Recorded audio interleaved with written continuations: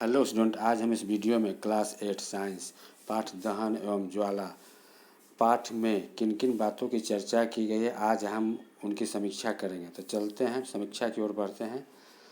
तो पहला पॉइंट है वह रासायनिक प्रक्रम जिसमें कोई पदार्थ ऑक्सीजन से अभिक्रिया कर ऊष्मा देता है, दहन कहलाता है। अगले पॉइंट की ओर बढ़ते हैं।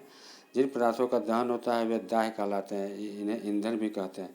अगले पॉइंट की ओर देखते हैं। सूर्य में ऊष्मा और प्रकाश नाभिकीय संलयन अभिक्रिया के द्वारा उत्पन्न होते हैं।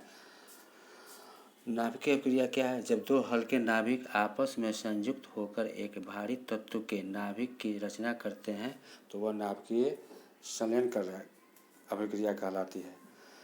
अगले पॉइंट की ओर देखते हैं। वह न्यूनतम ताप जिस पर कोई पदार्थ जलने लगता है वह ताप उस पदार्थ का ज्वलन ताप कहलाता है। अगले पॉइंट की ओर देखते हैं। कागज़ के कप को दी जाने वाली ऊष्मा चालन द्वारा जल में चली जाती है, अतः जल की उपस्थिति में ताप कागज़ के ज्वलन ताप तक पहुंच ही नहीं पाता, इसलिए वह जल ही नहीं पाता, अतः कागज़ का कप जल नहीं पाता है।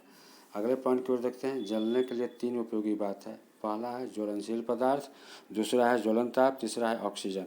अगले पॉइंट की ओर बढ़ते हैं। विद्युत उपकरण और पेट्रोल जैसे ज्वलनशील पदार्थों में लगी आग को बुझाने के लिए कार्बन डाइऑक्साइड जैसे अग्निशामक का प्रयोग किया जाता है। अगले पॉइंट की ओर देखते हैं। विश्व उष्णन ग्लोबल वार्मिंग का मुख्य कारण कार्बन डाइऑक्साइड है। अगले पॉइंट की ओर देखते हैं। ईंधनों के अपूर्ण दहन से कार्बन मोनोऑक्साइड जैसा विषैला गैस बनता है। अगले पॉइंट की ओर नज़र डालते हैं। ईंधनों के दहन से होने वाले हानिकारक प्रभाव। पहला है दमा और श्वास रोग उत्पन्न करते हैं। दूसरा है इनके अपूर्ण दहन से कार्बन मोनोऑक्साइड जैसा विषैला गैस निकलता है जिससे कमरे में सोए हुए व्यक्ति की मृत्यु हो सकती है। तीसरा है इनसे निकलने वाले कार्बन डाइऑक्साइड से विश्व उष्णन बढ़ता है। चौथा है इनके कारण ही अम्लीय वर्षा होती है। अगले पॉइंट को नज़र डालते हैं। सल्फर और नाइट्रोजन के ऑक्साइड अम्लीय वर्षा का मुख्य कारण है। अगले पॉइंट की ओर नज़र डालते हैं। अम्लीय वर्षा फसलों को नष्ट कर देती है, मृदा को अम्लीय बना देती है। अम्लीय वर्षा का पानी नदी या तालाब में मिल जाए तो वह जीव नष्ट हो सकते हैं। अगले पॉइंट की ओर देखते हैं। और नाइट्रोजन के ऑक्साइड वर्षा जल में घुल जाते हैं तथा अम्ल बनाते हैं, ऐसी वर्षा अम्लीय वर्षा कहलाती है।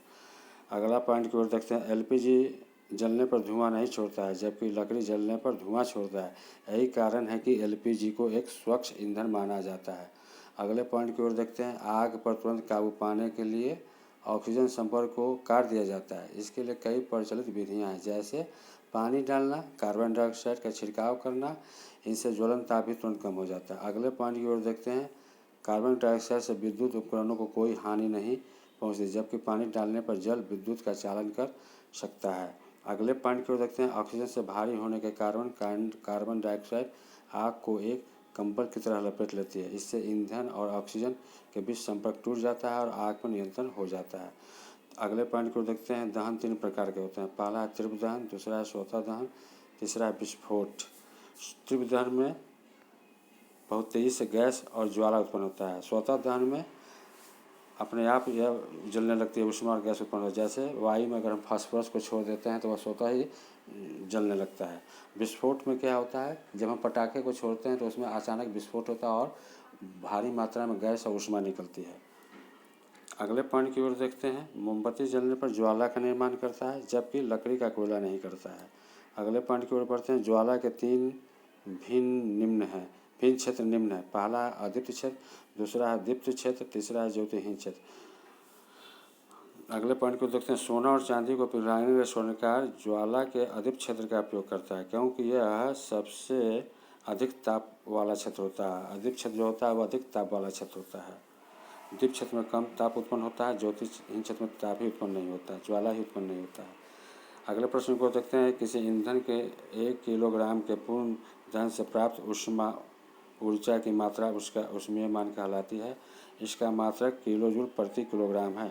आज के लिए बस इतना ही, फिर हम अगले वीडियो में मिलेंगे।